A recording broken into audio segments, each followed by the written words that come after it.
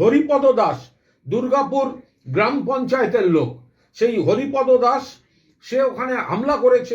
হামলায় ছিল বাবুলাল কান্দার, এক ওই জরিবাড়ি জিপির একজনের হাজব্যান্ড, এক নির্মল দাস ভগবানপুর জিপি।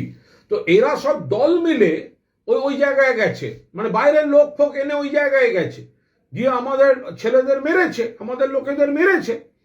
আমরা তীব্র নিন্দা করছি, আমরা দোষীদের অবিলম্বে গ্রেফতারের দাবি করছি, এবং আমরা এটা মনে করিয়ে দিচ্ছি এই যে বেছে বেছে জেনুইন ভোটারকে কাটার চক্রান্তটা আমাদের কর্মীরা আটকে দিচ্ছেন বলে তাদের উপর এই হামলা করা হয়েছে পূর্ব মেদিনীপুরে। এটা তো বিরোধী দলনেতা ওই জেলায় থাকেন, ফলে তাদের যে চক্রান্ত বলে আমাদের কাছে অভিযোগ এসছে, ফলে তাদের চক্রান্তটা আমাদের কর্মীরা আটকে দিচ্ছে। সেই হতাশা থেকে বিজেপি এইভাবে আমাদের দুই কর্মীকে মেরেছে।